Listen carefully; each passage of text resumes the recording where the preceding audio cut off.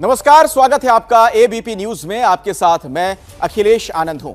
श्रद्धा murder case में drugs connection भी सामने आ रहा है।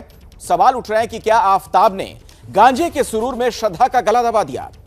ऐसे ही बहुत से अनसुलझे सवाल हैं जिनके लिए दिल्ली पुलिस मुंबई से लेकर हिमाचल के तोश तक जांच में लगी है।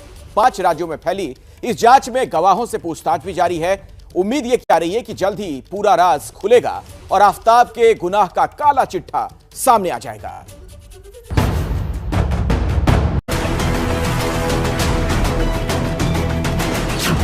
क्या सुरूर में बाधा बन गई थी श्रद्धा?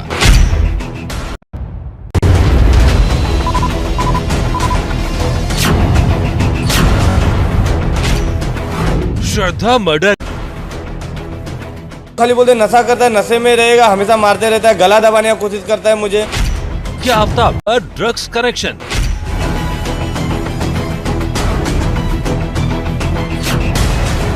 क्या ड्रग्स के सुरूर में डूबा रहता था आफताब? गई थी वो, बोलती थी ये मुझे कभी भी मार देगा, तो डर लगा रहता था हमेशा। जांच जैसे जैसे आगे बढ़ रही है, सवाल भी बढ़ रहे हैं। आखिर क्यों आफताब ने श्रद्धा को जान से मारने का फैसला किया? ड्रग्स तस्कर था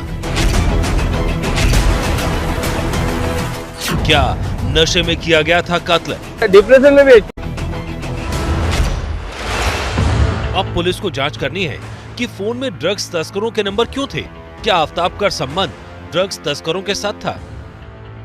क्या आखिर क्यों इतनी बेरहमी से शव के टुकड़े किए? ड्रग्स तस्करी के लिए तोश गया था आफताब?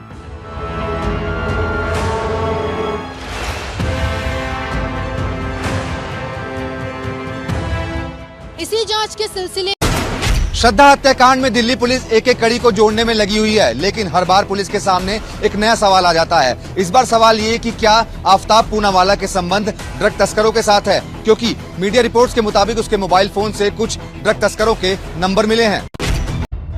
साथ ही उन लोगों से भी जिन्होंने आफताब का सामान दिल्ली शिफ्ट कराया था। मेरा लड़का जो काम करता है वो इंक्वायरी पे गया, ऑनलाइन फोन किए, फिर इंक्वायरी पे गया। उसके बाद में उनका सामान बुकिंग हुआ, 20,000 रुपये में बुकिंग हुआ। 20,000 का अपने को ऑनलाइन जो पैसे आया मेरे मोबाइल में वो ट्रांसफर हुआ, पैसे भी है। ठीक है, 6 महीने की बात है ये। अब हमारा आप उनका डेट जमा काम कराए, उसके बाद उनका सामान हमने दिल्ली पहुंचाया। वो ड्राइवर हम पहुंचा के उसके बाद में हमारी उसकी कोई बातचीत नहीं हुआ। नशाकर पीड़ में दिल्ली पुलिस की टीम हिमाचल के तोश इलाके तक जा पहुंची है। तोश जो कि हिमाचल के कसौल के बॉर्डर पे स्थित है और यहां से मलाना गांव की दूरी मात्र 10 किलोमीटर है। मलाना जो कि दुनिया भर के नशेड़ियों के चरस की पहली पसंद है और यहां आसपास के इलाके से लोग चरस के लिए आते हैं। क्या खुद ड्रग्स तस्कर था आफताब? यह है गॉडविन रोड्रिग्स जो इस केस के अहम गवाह है। गॉडविन ही वो शख्स था जिसने 2020 में श्रद्धा की तब मदद की जब आफताब ने श्रद्धा को मारने की कोशिश की थी। पुलिस के सामने आफताब ने श्रद्धा के साथ तोश जाने की बात कबूल की। इस बात का सबूत इस बात से भी मिला कि उसने वहां ऑनलाइन ट्रांजैक्शन किया था। इस उम्मीद में पुलिस तोश पहुंची है कि वहां से बिखरी कड़ियां जोड़ने वाला कोई सुराग मिल जाए। पुलिस की जांच का एक पहलू ये भी है कि क्या आफताब ड्रग्स तस्करी के लिए ही तोश गया था। पुलिस ने तोश में गेस्ट हाउस मालिक से भी पूछताछ की है। बीच में उनको हेल्प चाहिए था। जब मैंने उनको हेल्प किया था तो वो हेल्प के दौरान जब वो पेन में थे, मैं उनको एक हॉस्पिटल लेके गया था जहाँ से उनको प्रिस्क्राइब ड्रग चाहिए था। वो उसके बाद मैंने उनको हेल्प किया था। वो दिन उनके साथ मारपीट हुई थी और उनको चोक किया गया था, मतलब गला दबाया गया था, जिसकी वजह से वो अपने आप को वो घर से बचा के भाग के आई थी। लेकिन अब पुलिस की जांच का विषय है, क्या ये दावे सही हैं? क्या वाकई आफताब को बार बार इसी वजह से मकान बदलने पड़े? क्या वाकई आफताब का यही धंधा था? क्या इसी वजह से मुंबई छोड़कर दिल्ली आया था आफताब? अब इन कड़ियों को जोड़ने के लिए दिल्ली पुलिस मुंबई में पूछताछ में लगी है, जिसमें उन सारे लोगों से पूछताछ हो रही है जहां आफताब और श्रद्धा रहा करते थे। गॉडविन ने कई और दावे किए हैं। मीडिया रिपोर्ट्स के मुताबिक श्रद्धा ने गॉडविन को बताया था कि आफताब ड्रग्स बेचता था और इसे खरीदने के लिए लोग अक्सर रात में ही आते थे। अगर इस दावे पर यकीन किया जाए तो आफताब खुद एक ड्रग तस्कर था।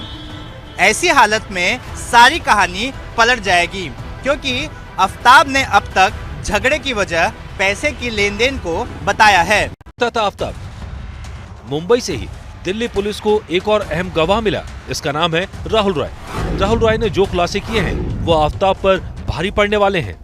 डिप्रेशन में भी एक्चुअली गई थी, वो बोलती थी ये मुझे कभी मार देगा, तो डर लगा रहता था हमेशा, हर बात को डर लगता, मेरे को कभी मार देगा ये जान से, हमेशा बोलता जान की श्रद्धा राहुल के खिलाफ पुलिस के पास तक गई थी, लेकिन उसने एफआईआर दर्ज नहीं कराई। राहुल के सामने ही श्रद्धा ने खुलासा किया था आफ्ताब ड्रग्स पीकर उसे मारने की कोशिश करता है। आफ्ताब कुछ लेता था। राहुल राय ने पुलिस को ही नहीं बल्कि मीडिया को भी आफ्ताब के अत्याचारों के बारे में बताया था। राहुल राय उन लोगों में शामिल हैं जिन्होंने साल 2020 में श्रद्धा की मदद की थी।